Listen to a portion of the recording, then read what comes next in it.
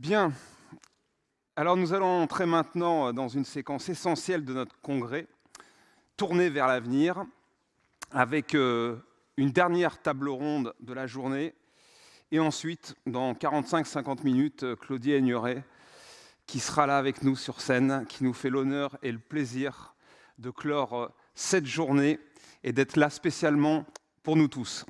Alors, vous le savez, dans un contexte économique et social en constante évolution, les entreprises du BTP font face à de nombreux défis. Conjoncture incertaine, pénurie de main-d'œuvre, transition écologique et numérique, mais aussi peut-être surtout un défi majeur de transmission. Alors ce moment que nous vous proposons maintenant est l'occasion de croiser les regards et d'écouter trois voix fortes, trois présidents engagés qui portent une vision à la fois lucide et ambitieuse de notre secteur. Nous allons accueillir dans quelques instants le président de la Fédération SCOP BTP, le président de la Fédération française du bâtiment et le président de la CGSCOP. Ensemble, ils vont partager leur analyse de la conjoncture, les enjeux à venir pour les entreprises et surtout leur regard sur les SCOP. Merci de les accueillir tous les trois.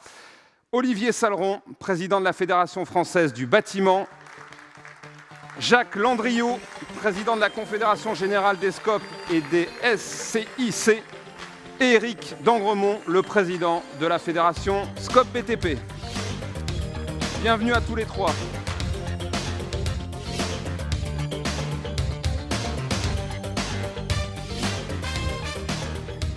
Et merci de passer ce moment ensemble. Je voudrais aussi, avant de commencer cette table ronde, je voudrais excuser l'absence de Alain Grisot, le président de la Fédération nationale des travaux publics, qui n'a pas pu être avec nous cet après-midi. Alors on va tout de suite commencer par planter le décor avec Olivier Saleron.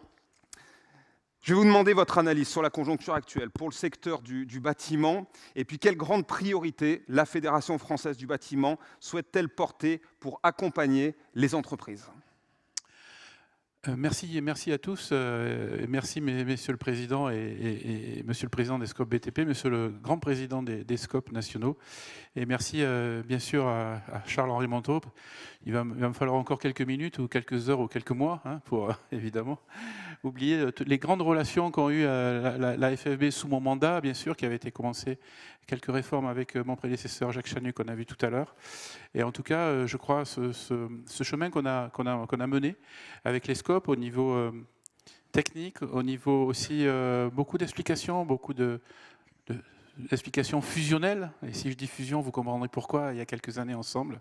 Et puis, il est bien aidé aussi par François Mortegout et toutes les équipes de SCOP BTP. Donc, vraiment, pour moi, une petite introduction, une grande joie. J'étais là il y a 4 ans à Lille. J'étais là il y a 7 ans lors de cette proposition de fusion, cette proposition aussi d'amour partagé du BTP. Et je crois que c'est le plus important. Alors, vous l'avez dit, je vais planter le décor, mais j'espère que je n'ai pas planté l'ambiance en cette veille de week-end. Ça serait peut-être un peu dommage avant le dîner de gala. Mais oui, il faut le dire, depuis maintenant 2 ans, et quand je dis 2 ans, je parle de la fin de l'année comprise, 2025, sur ces 2 dernières années. Le bâtiment est en récession, il faut être clair, il faut être direct. Le bâtiment par lui-même, intrinsèquement, je ne parle pas pour les travaux publics, mais voilà, en tout cas, le bâtiment va perdre quasiment 8% de son chiffre en volume sur 215 milliards d'euros. Vous pouvez vous imaginer ce qui se passe. Et malheureusement, en 2026 ne sera pas forcément meilleur, puisque les décisions attendues sur lesquelles nous nous sommes battus pendant des années, eh bien, on peut dire que, allez, quelques-unes ont été prises pendant ce budget 2025 qui furent assez bonnes. Je vous répète tout de suite, et ça va tout de suite être dans le concret, le prêt à taux zéro qui a été remis enfin en selle, mais que depuis le 1er avril 2025, donc il commence juste à produire ses effets. Tout ce qui a été sur 200 millions de plus sur les logements sociaux, on parlait d'ARS tout à l'heure, mais aussi tellement important pour loger aussi l'ensemble des salariés et l'ensemble des collaborateurs. Ce qui a été fait aussi plus fiscalement sur les donations. Oui, ce sera quelques milliers de logements qui vont être construits en plus cette année. Et puis à l'époque, je dis bien à l'époque parce que malheureusement ça change tous les 3 mois, la réforme de MaPrimeRénov' qui était à peu près conservée sur un budget, un volume qui nous paraissait je veux dire, très correct, environ 3 milliards d'euros pour l'ensemble de nos entreprises. Donc voilà, ce budget 2025 fut plutôt pas trop mauvais, et avec des résultats que l'on voit aussi sur le logement neuf qui progresse, sur une rénovation énergétique qui est atone. Donc voilà, aujourd'hui l'état du bâtiment, nous avons perdu en 2 ans 60 000 salariés équivalents temps plein. Alors, heureusement, les défaillances 2025 sont pas si catastrophiques que 2024. On voit que allez, les entreprises ont réduit la voilure, oui, depuis l'année 2024, mais aujourd'hui se tiennent et avec une gestion précise, une gestion saine, une gestion de restructuration quelquefois, eh bien, on atteint j'allais dire, des résultats qui nous semblent aujourd'hui corrects. Voilà, mais il ne faut pas que ça dure, sinon ce sont nos trésoreries qui vont être atteintes. Et là, bien sûr, on peut aller sur une pente évidemment très glissante jusqu'en 2027, où peut-être, je ne suis pas non plus voyant tout à l'heure, comme on le disait avec Eric, mais en tout cas, s'il n'y a pas un rebond dans les quelques mois avant ce fameux grand soir de l'élection présidentielle 2027, et peut-être éventuellement une Assemblée nationale avec une majorité certaine, ou en tout cas absolue, ou qui va pouvoir travailler, eh bien on va rester, nous, dans une incertitude, dans une indécision, eh bien qu'il faut combattre au jour le jour. Et oui, on combat au jour le jour, donc avec Charles-Henri, maintenant avec Eric, avec l'ensemble de vous tous et toutes qui êtes vraiment impliqués à la Fédération française du bâtiment, eh bien on va harceler nos élus locaux, nos députés, nos sénateurs pour leur dire votre vote est important quand il va falloir voter le PLF, le PLFSS, c'est-à-dire tous les budgets, en tout cas qui nous concernent à nous, sur le bâtiment, que ce soit l'enjeu. Et vous avez parlé, quels sont les enjeux? L'enjeu, évidemment, d'avoir du marché, de faire travailler en volume nos entreprises. Et le volume du logement neuf en France doit être énorme. 4,9 millions de personnes attendent un logement aujourd'hui. Je crois qu'il y a vraiment que, aujourd'hui, je le dis clairement, le chef de l'État, avec un ou deux de ses conseillers, enfermés à double tour à l'Élysée, qui n'ont pas encore compris la conjoncture catastrophique du logement neuf et des conditions de logement des Français. On le sait bien. Les jeunes Français qui n'étudient pas à 19% parce qu'ils n'ont pas de logement, les jeunes ménages primo-accédants qui n'arrivaient pas ou qui n'arrivent pas à avoir de logement, en tout cas en primo-accédant, merci le prêt à taux zéro et merci le combat que l'on a mené ensemble, les plus anciens qui n'arrivent pas non plus à se loger un peu partout sur le territoire, qui n'arrivent plus à choisir en fait un boulot parce qu'ils n'ont pas un logement à proximité, et alors les plus anciens qui aujourd'hui souvent sont locataires ou propriétaires de logements fortement dégradés et avec des revenus très bas, très modestes, sont quasiment plus aidés avec ce scandale de la prime rénov' et de la rénovation énergétique des logements qui devait être la solution, en tout cas au niveau de la rénovation énergétique et du gain énergétique de la France pour sortir enfin des énergies fossiles. Et nous sommes prêts depuis 5 ans, depuis que ma prime rénov' existe. Mais vous l'avez bien compris, malheureusement, moi le premier, en 5 ans et demi, 16 réformes de ma prime rénov' font que moi-même, quand je dois conseiller des collègues ou même mon entreprise de plomberie chauffage, pas très loin d'ici, eh bien, je suis obligé de prendre une note pour savoir où on en est, puisque encore, hier, la règle du jeu a changé. Donc voilà, une instabilité très forte, un objectif énorme, parce que loger les Français les plus modestes, les Français moyens, dans des logements durables et abordables, et en toute, j'allais dire, sécurité environnementale et pour leur pouvoir d'achat, eh bien ça aussi, on sait qu'aujourd'hui, eh bien on en a pour les 30-40 prochaines années. Il est temps que l'exécutif s'en aperçoive. Il est temps de fracasser les verrous de Bercy et du ministère de l'économie. On a réussi dans un premier jet, nous allons continuer.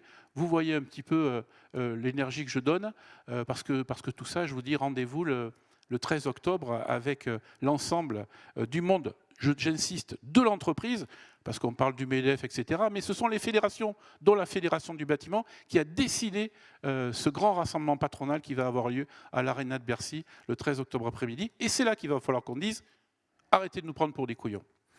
Merci, Président. Je crois que le décor est déjà bien planté. Jacques Landriot, Quelle est, de votre côté, votre analyse sur la conjoncture actuelle des SCOP et des SCIC, ainsi que les SCIC? SIC. SIC. Ah ouais, SIC, on dit. D'accord. Je suis pas encore, il y a encore quelques acronymes qui m'échappent, hein. Et puis les grandes priorités que la Confédération générale des SCOP s'est fixées pour répondre, hein, à ces attentes. Oui, la conjoncture est quand même difficile, malgré tout, un peu comme vous, mais dans beaucoup moins. On avait 3 grands thèmes, hein, pour le dernier congrès que nous avons eu. C'était 1, le développement, 2, la transition écologique et 3, la formation. Sur la formation, on a à peu près eu plus 30-40% de formation en plus au cours des 4 dernières années, donc ça marche très bien, et puis à la fois formation des dirigeants et à la fois formation des sociétaires dans nos scopes, donc ça c'est très bien. La transition écologique, on a attaqué ça, donc on a des UR qui s'en occupent, mais il faut se rendre compte aussi que nous avons affaire quand même dans la Confédération à des petites entreprises, hein. La moyenne est à 20 personnes, la médiane est à 7-8. Donc vous voyez qu'on a quand même beaucoup d'entreprises petites, donc il faut aider. Et c'est un petit peu, parce qu'ils répondent des fois à des marchés publics, il faut absolument que la transition écologique soit dedans, donc on va les aider. Puis on a le développement. 2024, très bonne année. Très très bonne année. 2025, année beaucoup plus difficile. Je ne dis pas qu'on rame un peu, mais un petit peu quand même. Vous savez qu'on avait un cap 70 000 l'avant-dernier congrès, puis là on avait fait un cap 100 000. Donc ce qui voulait dire quand même que quand le mandat s'est fait en 2017, j'ai pris le mandat, on était à 52 000 emplois coopératifs, on voulait atteindre les 100 000, c'est-à-dire doubler. Bon, on ne sera pas loin, mais je ne pense pas qu'on atteigne les 100 000. Bon, si on est à 98 000, je dirais que c'est 100 000. Hein, parce qu'on peut arrondir. Mais on sera peut-être pas, mais tant pis, parce que ce n'est pas ça qui est le plus important. Le plus important, c'est la dynamique qu'on a impulsée sur le développement dans notre mouvement. Alors, sur 3 choses. 1, la création Xtilo, parce qu'on en fait beaucoup et ça marche bien. La transmission reprise, c'est-à-dire qu'on rachète des entreprises à des cédants, parce que notamment de bâtiment, d'ailleurs on prend souvent cet exemple du bâtiment, où vous avez une entreprise qui est à Cholet, par exemple, pour ne pas citer, parce qu'il y a des belles boîtes de bâtiments qui sont à Cholet. Il est racheté par un des majors, l'agence va se transformer, la boîte va aller à Nantes, parce que ça n'intéresse personne de rester à Cholet.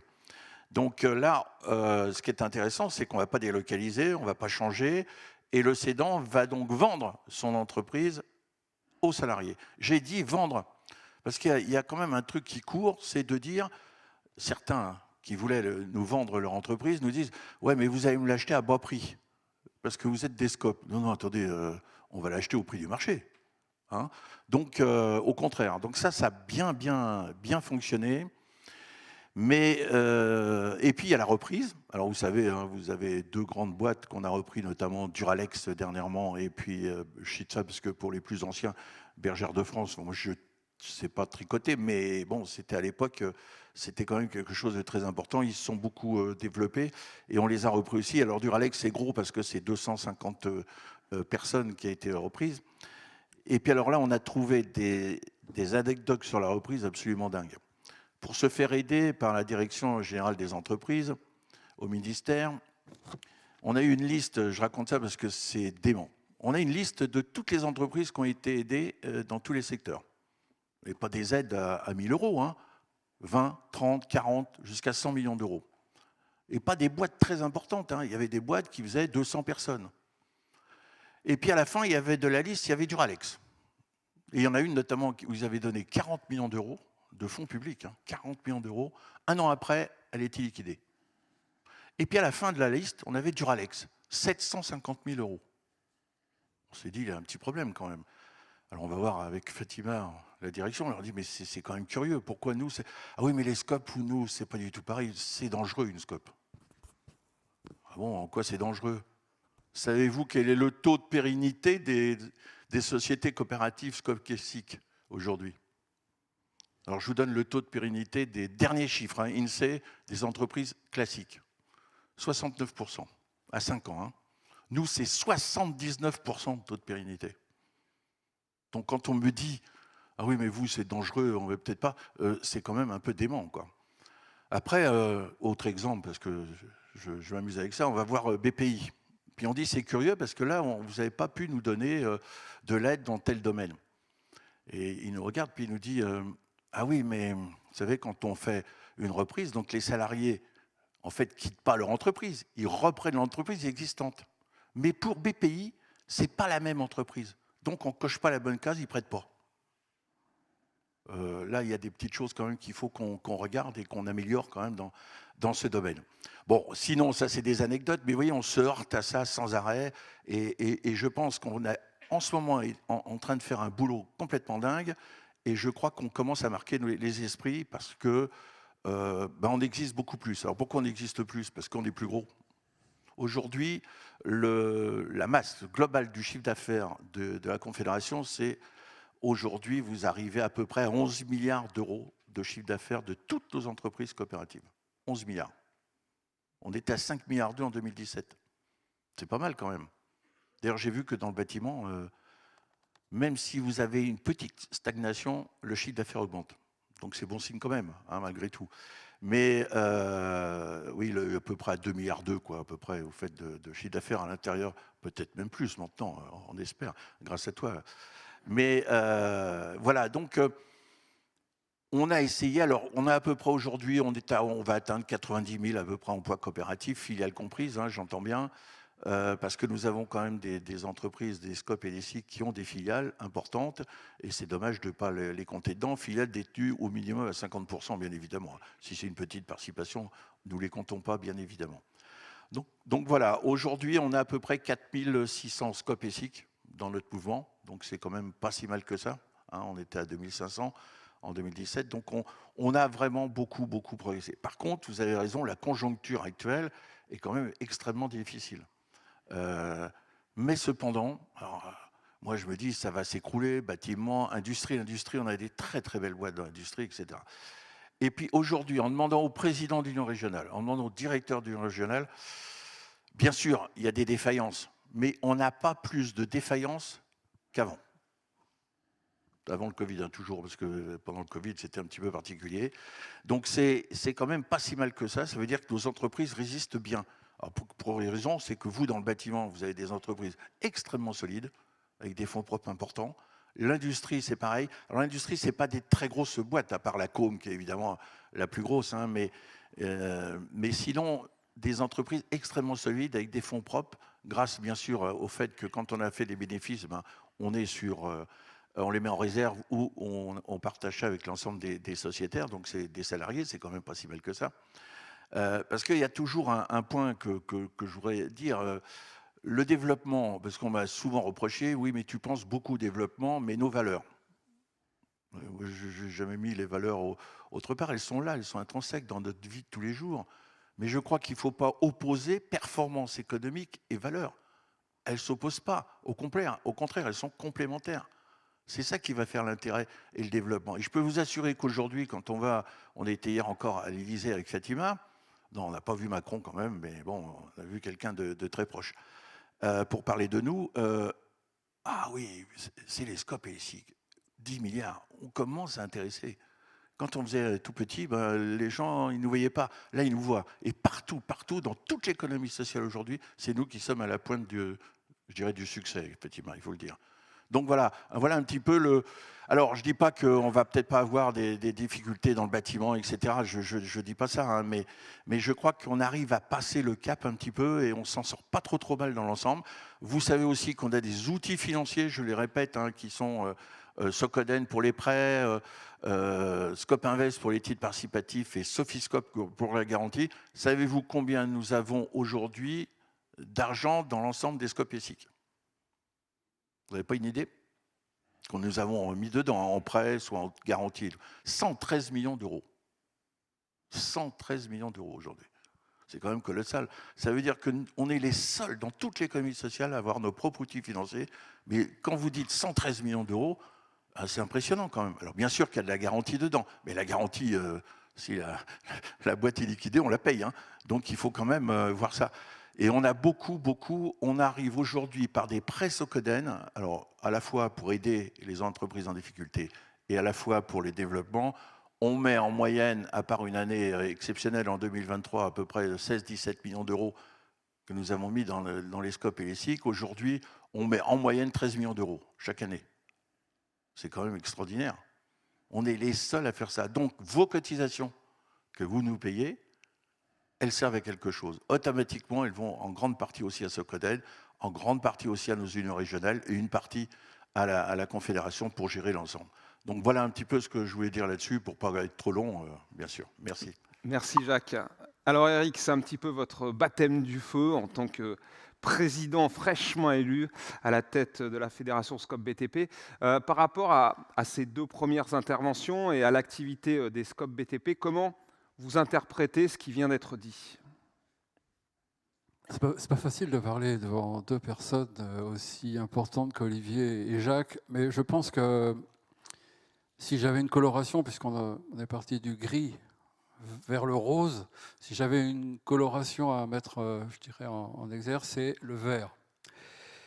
Pourquoi? Parce que le vert, c'est toujours quand même, je dirais, gage d'espérance et d'espoir par rapport à ce que l'on vit actuellement. Effectivement, nos SCOP traversent la même crise. Nous sommes des entreprises, nous sommes solidaires de toutes les entreprises, nous vivons les mêmes vicissitudes et aujourd'hui, on le voit, je pense que nos entreprises attendent peut-être trop de l'État, parce que quand l'État ne peut plus donner, les entreprises ne peuvent plus rien faire. Donc il va peut-être falloir penser à un modèle différent. C'est qu'à un moment donné, les charges qui pèsent sur nos entreprises soient très largement diminuées, de façon à pouvoir, je dirais, satisfaire des clients, des primo-accédants, des gens qui ont des difficultés peut-être pour obtenir des prêts et qui ne sont, je dirais, capables de construire ou de faire l'acte de construire qu'en étant, on va dire, aidés par des primes qui, finalement, on le voit depuis un moment, n'arrivent plus, ont été suspendues. Ça repart, mais ça repartira pas comme avant. Donc, en fait, tout est bloqué. Donc ça, c'est aussi le même constat. Maintenant, en ce qui concerne, je dirais, la relation et ce que tu as dit, Jacques, porteur, je dirais, d'un message fort et en même temps qui donne satisfaction dans l'avenir, dans le sens où tu nous montres que la CGSCOP c'est solide, la CGSCOP c'est actif, ça aide je dirais les coopératives, toutes les coopératives évidemment. Moi, ce que je voulais juste dire par rapport à ça, c'est que la fédération SCOP BTP, elle apporte quelque chose d'unique. C'est la force d'un secteur. C'est que nos entreprises, je dirais, partagent les mêmes contraintes. Pour autant, au niveau de la CGSCOP, je crois qu'on pèse à peu près un quart. Donc, on a un poids, on a donc, je dirais, des attentes aussi par rapport à cela. Et aujourd'hui, que ça soit au niveau de la Fédération française du bâtiment, avec la double adhésion, qui devrait être une règle maintenant, même pas discutable. Et la double adhésion avec la CGSCOP, mais nom de Dieu, nos ambitions de progression vont être vite remplies, puisque je m'appuie sur vous deux, j'attends de vous deux qu'on puisse maintenant espérer que tout rentre dans l'ordre, qu'on prenne le temps de pouvoir, région par région, département par département, et nous, au niveau de notre fédération aussi, aller voir les SCOP qui sont adhérentes chez nous, et pas forcément la FFB, ou qui sont adhérentes à la... Ce qu'il faut, c'est qu'à un moment donné, on serre les coudes, on le sait, ça va, ce qui nous attend, ça va pas être... ça va être compliqué. Donc, je pense qu'on a intérêt de resserrer les rangs à ce niveau-là, et moi, j'attends de vous deux vraiment un engagement par rapport à ces obligations, qui sont des obligations statutaires entre nous d'ailleurs, de double adhésion. Ça, c'est une nécessité absolue. Voilà. Merci Eric. Alors, au cours de cette table ronde, nous abordons le cycle de vie classique d'une entreprise, c'est-à-dire construire, développer et transmettre. Justement, en termes de transmission d'entreprise, Olivier Saleron, 2 questions. Dans quelle mesure vous pensez que le modèle SCOP peut contribuer au maintien d'un tissu d'entreprises non délocalisables? Et comment la Fédération française du bâtiment pourrait-elle encourager cette forme de reprise? Alors, je vous remercie de poser cette question. C'est dans les débats depuis que je suis rentré à la Fédération française du bâtiment et que je côtoie des SCOP un peu partout sur le territoire et chez moi en Dordogne. C'est un sujet ultra sensible mais ultra positif. La transmission, c'est fabuleux, c'est pérenniser une entreprise locale, et je crois qu'on est tous là. Alors, bon, c'est vrai qu'on a un petit peu peut-être pas trop toi, Eric, mais un peu les cheveux blancs, donc ça fait un petit peu enfant du baby-boom. Hein, voilà, donc on a tous... il y a une grande partie d'hommes et de femmes qui ont dépassé les 55 ans et qui vont vers... eh bien oui, une transmission éventuelle de nos entreprises, en tout cas, et de toute forme d'entreprise. La transmission, c'est un sujet éminemment important pour la Fédé du bâtiment, très positive, comme l'innovation, vous en avez parlé tout à l'heure, je voulais intervenir 10 000 fois, j'aurais pris le micro, j'aurais dit c'est génial ce que vous faites, sur tout ce qui est social, RSE. D'ailleurs, je crois que la FFB, il ne faut pas le dire aux gens de la FFB, mais je crois que la FFB s'est inspirée des travaux des scopes BTP qui datent des années 2010 pour en parler en 2013, 2014, etc. Mais ça, ne le mettez pas au compte rendu, j'ai jamais dit ça. Ça sortira pas de la salle. Voilà, merci.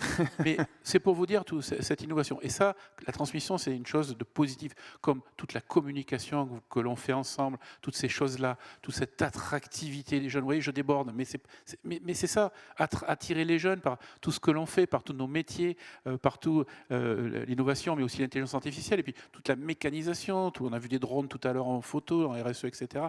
Et tout ça, pourquoi ? Pour attirer les jeunes ou pour attirer des repreneurs ou mobiliser nos salariés pour qu'ils reprennent les boîtes et donc qu'ils transmettent.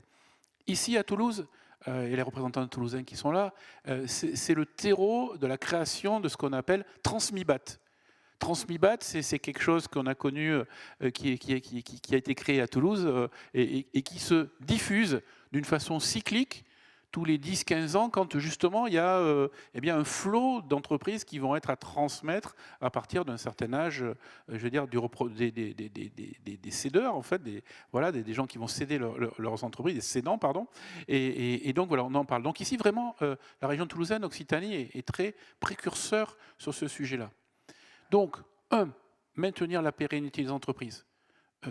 Tu l'as dit, Jacques, tout à l'heure, 79% des entreprises qui se sont transmises, donc version Scope, donc BTP, eh bien 5 ans après, elles sont encore là.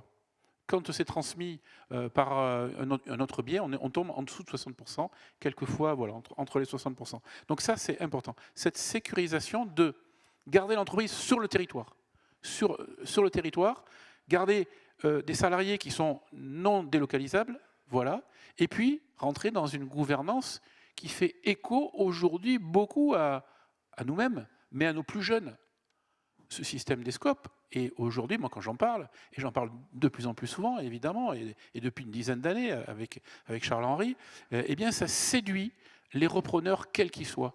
Parce qu'ils savent que s'ils reprennent dans cette transmission-là, eh bien, ils vont garder la compétence de tous les salariés qui sont là, et il n'y en a pas un qui va rechigner pour dire « Ah oui, mais moi ceci, moi cela ». Bon, ça c'est les questions sociales, ça n'a pas lieu d'en parler aujourd'hui.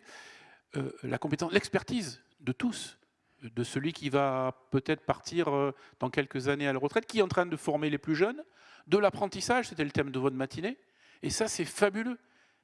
Nous conservons la production, la productivité va en plus augmenter, et ça on le sait, quand on reprend sous cette forme-là, à plusieurs, voilà, on l'a dit tout à l'heure. Et donc c'est un gage de réussite, je veux dire, des entreprises locales. C'est aussi éviter que, comme on le voit souvent, oui, la chute 60% 5 ans après, eh bien de voir un repreneur qui vient de je ne sais où, hein, de notre secteur ou pas, hein, ou un faiseur de finance, hein, un financier, qui vient ici pour essayer de... Parce qu'on l'a dit que le BTP, ça gagnait beaucoup d'argent. C'est super, quand ça marche super bien, le BTP, si on gagne entre 2 et 4%, c'est génial. Voilà. Ben non, il s'aperçoit très vite qu'il s'est trompé, donc des motivations, etc. Et puis, pour cette formation des jeunes, tout ce qui a été entrepris dans l'entreprise et tout ce qui peut donner cette pérennité-là, eh bien, il faut qu'on propose. Et je pense que systématiquement, que ce soit dans des situations de reprise avec Transmibat proposé à nos adhérents, quand le SJDB aussi, on en a parlé tout à l'heure, a ses formations, mais pas seulement sur les jeunes, le SJDB propose des formations pour la transmission d'entreprise. ou en tout cas pour former les repreneurs à la transmission d'entreprise. Et ça aussi, c'est made by FFB, donc c'est très important aussi. Et puis voilà, et je crois que cette RSE à l'intérieur de l'entreprise, vous l'avez dit, aujourd'hui, c'est le système Scope qui est en train de grignoter quelques pourcentages. Moi, je dis tant mieux, parce qu'il y a une espèce de solidarité, en plus, avec l'ensemble du monde économique et l'ensemble des entreprises. Donc voilà, vous l'avez senti, une grosse motivation, encore plus motivé depuis quelques années. J'ai parlé de cette double adhésion. Moi, je parle fusion, mais ce n'est pas réellement une fusion. Mais bon, allons-y, en employant des termes un peu grandiloquents, mais ce n'est pas grave. Cette double adhésion, il faut qu'on continue, Eric. Avec toi, on va le faire. Elle a excessivement bien démarré avec Charles-Henri. Et compte sur moi aussi sur les territoires. Et puis dans les années qui viennent, aussi dans les fonctions que je pourrais avoir aussi, pour mobiliser tout le monde là-dessus. Merci. J'imagine, Eric, que vous êtes très sensible aux propos très intéressants d'Olivier. Oh, oui, ce que tu dis, Olivier, me touche, puisque c'est aussi un de mes combats, c'est d'arriver à promouvoir ce modèle. Aujourd'hui, c'est vrai, un chef d'entreprise, il ne cède pas son entreprise, il va la vendre. Une fois que le prix est fait, derrière, il a une satisfaction. La première, c'est de se dire, mon nom sera toujours sur la devanture de la boutique, parce que ça reste, on regarde le nom. Je vais garder mes salariés, donc je vais garder mes compétences. Je n'ai aucun risque de voir, on va dire, les grands, les majors, pour racheter mon agence, pour éventuellement la fermer 2 ans plus tard. C'est souvent le risque, et c'est ce qui ressort des échanges. Et en plus de ça, je ne vais pas le vendre à mon concurrent avec lequel je me suis taillé des bagarres pendant des années. Ce n'est pas lui qui va me racheter. Et il y a toujours, à partir du moment où il se dégage un leadership au sein de la coopérative, il y a toujours moyen d'avoir après ça une gouvernance partagée pour garder un ancrage territorial, pour garder une vitalité économique, parfois sur des secteurs où il y a une désertification d'entreprises, il y a parfois des communes où il n'y a plus de plombiers, c'est vrai, on voit ça, il n'y a pas que la poste et une banque, il y a aussi le plombier, l'artisan du coin qui n'a pas, qu'à fermer, et puis c'est quand même quelque chose qui n'est pas normal aujourd'hui. C'est clair que là-dessus, on doit vraiment travailler ensemble, et je pense qu'on va y arriver. Pourquoi ? Parce que quand on a la volonté de faire et quand on a les moyens qu'on peut avoir pour pouvoir persuader, je pense que de toute façon, c'est forcément, on arrivera et on aboutira aux résultats escomptés. On doit pouvoir développer le nombre de scopes. Ce n'est pas la seule solution, j'en conviens, mais c'est une solution qu'il ne faut pas occulter. Et en plus de ça, souvent, il faut la présenter assez rapidement, parce que quand le temps passe trop longtemps, finalement, vous avez des gars qui se démotivent, et il faut que ça soit tout de suite une discussion au sein de l'entreprise du cédant. Voilà.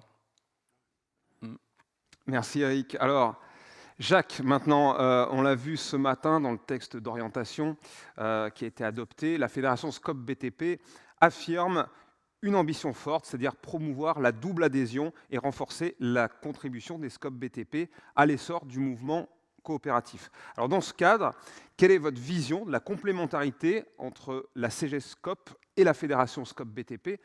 Et deuxième question, comment vous envisagez l'évolution de notre coopération et les leviers communs qu'il faut activer pour accompagner au mieux nos coopératives ? Bon, déjà, la coopération entre la fédération et la confédération, quel progrès, moi, Charles-Henri. Hein, moi, quand je suis arrivé en 2017, on ne se parlait pas. Hein, donc, non, on ne se parlait pas. Je suis arrivé, j'ai trouvé ça bizarre quand même. Hein, donc, mais c'était comme ça. Et je crois que lorsque tu as pris la fédération, on se connaissait d'avant. Et je pense que bon, on a quand même bien apaisé les choses. Je crois que l'apaisement, tu l'as cité ce matin, apaiser, je crois que c'était ça qui était un élément déterminant. Déjà, pour pouvoir travailler ensemble, il faut déjà qu'on se comprenne, hein, et qu'on puisse se parler. Donc c'est ce que nous avons fait. Et puis là, depuis un certain temps, je m'aperçois que ça marche du feu de Dieu, quoi. Mais je regardais tout à l'heure notamment l'histoire sur la RSE, tu vois, on a encore du travail à faire. Parce que vous êtes beaucoup plus en avance que la Confédération. Donc ça serait intéressant aussi qu'on puisse de temps en temps l'histoire RSE ou la transition écologique, enfin qui en fait en partie, partie de RSE, de pouvoir travailler ensemble, tous ensemble, et d'avoir votre expérience dans ce domaine pour pouvoir peut-être faire la promotion à tout l'ensemble de nos scopes, y compris les scopes non bâtiments. Ça serait pour être quand même un élément déterminant. Votre savoir-faire, il est très grand. Là, quand j'ai vu tout ça, c'était assez impressionnant. Ça, on ne l'a pas fait. On ne l'a pas fait parce que, bon, peut-être que je ne vais pas trop qu'on s'éparpille un peu à droite et à gauche, mais je pense qu'aujourd'hui, il y a une possibilité de pouvoir mieux faire les choses. Il faudrait aussi qu'on arrive beaucoup plus à développer les scopes du bâtiment. Je crois que, alors on le fait dans le développement des scopes existants, mais aussi peut-être aller faire des rachats ensemble, faire des choses comme tu l'as fait, Charles-Henri, à plusieurs reprises ces derniers temps, où tu as racheté des entreprises que tu as transformées en scope immédiatement avec un groupe coopératif. Bravo, parce que il y a pas beaucoup, on a créé en 2014 le groupe coopératif, il n'y en a pas beaucoup en France aujourd'hui. Donc c'est dommage parce que c'est quelque chose qui peut être fait. Et j'annonce, alors je ne sais pas si ça va être possible, Fatima, je dévoile quelque chose peut-être, mais on va essayer de créer un fonds d'investissement pour nous aider justement à la transmission ou au rachat d'entreprise. Quand je dis rachat, la transmission, rachat, bien sûr. Donc on essaye de créer ce fonds et j'espère qu'on pourrait l'annoncer, si tout se passe bien, au congrès en mars 2026. On y travaille, c'est pas simple du tout, mais bon, on voudrait un fonds à peu près de 80 millions d'euros, avec plusieurs phases. Une première phase à 25 millions, ce qui déjà nous aiderait beaucoup, ce qui permettrait aux associés, quand ils sont dans la scope, de pouvoir mettre les parts nécessaires dedans, enfin, etc. On va pouvoir monter quelque chose, je pense, d'intéressant. Et vous avez un secteur qui est très intéressant parce que les rachats, je ne dis pas que c'est pas cher les boîtes du bâtiment, mais vous avez des boîtes, parce que nous on est dans les boîtes moyennes, on n'est pas dans les majors, quand on en a. Il y a des très très belles boîtes comme toi, parce que vous avez des boîtes quand même importantes dans ce domaine, mais on a quand même des rachats à faire dans des petites entreprises où le prix n'est pas excessif, c'est pas de l'industrie. Donc, Duralex, c'est énorme, vous rachetez Duralex, puis d'un seul coup vous apercevez que dans 5 ans il faut changer le four. C'est des millions d'euros, c'est des investissements extrêmement lourds. Donc il faut faire très attention à ça, mais je pense que le bâtiment... Les CAE aussi, j'y crois beaucoup. Tu avais lancé un petit truc sur les CAE, je crois qu'Éric aussi les connaît bien. Il y a des choses, les entrepreneurs, plutôt que de faire de l'auto-entrepreneuriat, ce serait intéressant qu'on puisse les faire participer au CAE notamment. Donc je pense que faire des entrepreneurs salariés, puis qui participent à la SCOP qui existe, je crois qu'il y a des pistes d'évolution quand même assez importantes. Et moi, je vois une évolution, si on continue comme ça. Alors, il faut que ça sorte un peu de l'ornière, tout ça, et que nos politiques soient quand même un peu plus, comme tu le disais, parce qu'actuellement, on ne sait pas, nous, on change de ministre toutes les 5 secondes, donc on ne sait pas. Là, on avait une ministre, on est passé à une autre, on est passé à une autre. Là, on ne sait pas qui va me dire. Peut-être dans 2 mois, il n'y a plus de Premier ministre. Enfin bon, c'est honnêtement, et je suis 100% d'accord avec toi, franchement, les entreprises et les chefs d'entreprise travailler dans ces conditions au niveau de l'investissement, c'est extrêmement difficile. Parce qu'on se dit, j'investis pas, j'embauche pas. Moi, je pense que le taux de chômage va remonter assez vite ces prochains temps. C'est obligatoire si on continue comme ça, parce qu'il n'y a rien, alors il faut taxer ci, il faut faire ceci, c'est du n'importe quoi, mais enfin bon, bref, ne parlons pas politique. Mais je pense qu'on a beaucoup de choses à faire ensemble, et je pense qu'Éric, maintenant... tu vas pouvoir travailler efficacement avec notre direction nationale pour les mois futurs. Moi, je voudrais, si tu me permets, Laurent, terminer par un petit point. Je veux d'abord remercier Charles-Henri pour cette collaboration qu'on a eue ensemble pendant ces 8 ans, quand même. Et puis, tu sais que c'est toi qui m'as succédé à l'Union régionale Île-de-France. Quand je suis parti, c'est toi qui es devenu président de l'Union régionale. Mais là, je vais dire quelque chose à titre complètement personnel. À titre personnel. Prochainement, au mois de mars, le 26 mars 2026, il y a un poste qui se libère à la Confédération Générale. Et comme je sais que tu vas avoir beaucoup de temps, je pense que tu devrais réfléchir à cette solution. Voilà.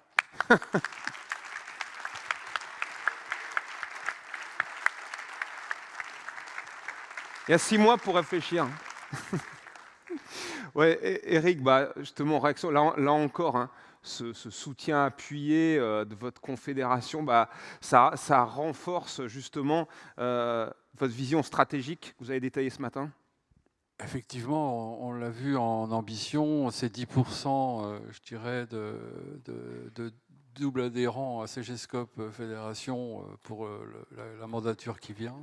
Mais 10%, on les fera largement, puisqu'avec l'appui de la Confédération tel que tu nous l'as décrit, je crois qu'on va passer 20%. On signe aujourd'hui. Donc, on peut, on met entre nous. Et on serait vachement heureux de pouvoir l'annoncer en plus.